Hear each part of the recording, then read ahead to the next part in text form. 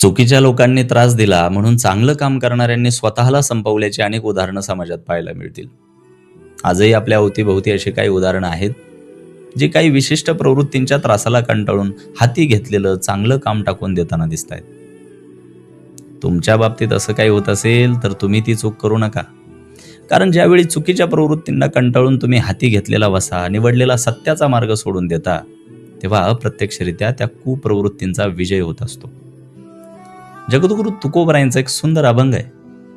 चंदन तो चंदनपणे सहजपणे संपन्न.